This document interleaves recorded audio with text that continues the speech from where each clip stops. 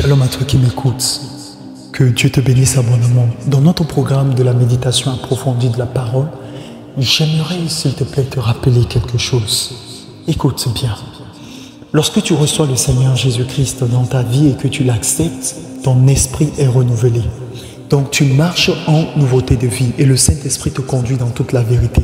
À cause de cette vérité, tu as un changement de comportement, tu as un changement de nature, tu as un changement d'aptitude. Sauf que nous allons constater que beaucoup de personnes, lorsqu'elles sont à l'église, elles sont de plus en plus méchantes, elles sont de plus en plus jalouses. En fait, on retrouve en elles les œuvres de la chair. C'est tout simplement parce qu'elles ne sont pas conduites par le Saint-Esprit.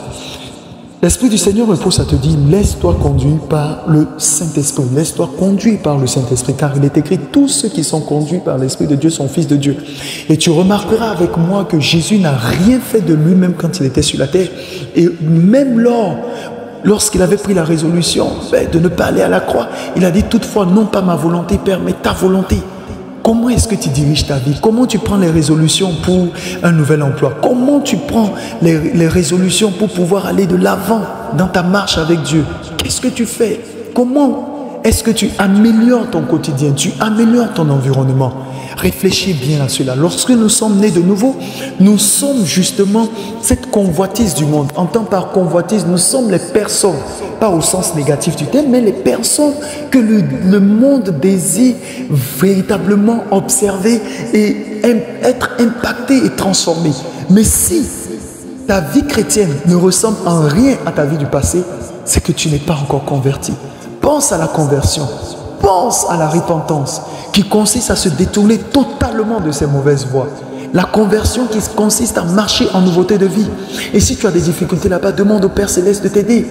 Fais ta prière et dis, Seigneur, viens à mon secours, aide-moi. Depuis que je t'ai accepté, Seigneur Jésus, les choses n'ont pas changé. J'ai la même colère, j'ai la même hantise, j'ai la même paresse.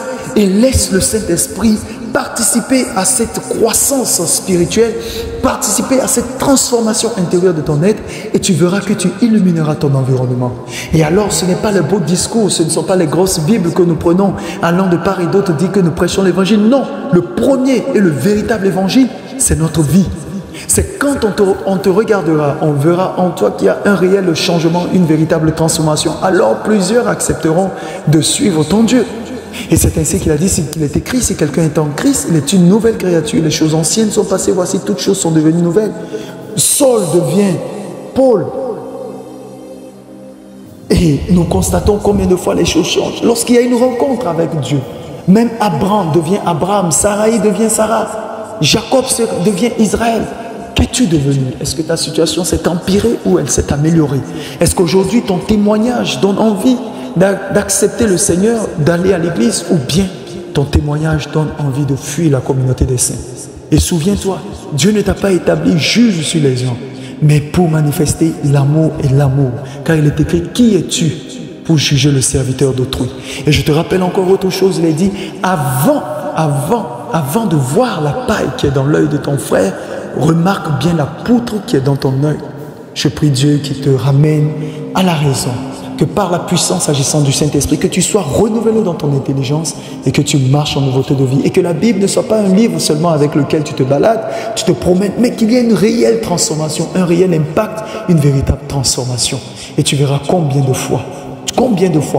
fois l'amour de Christ entrera dans les cœurs et transformera les familles et les vies et les ténèbres vont fuir.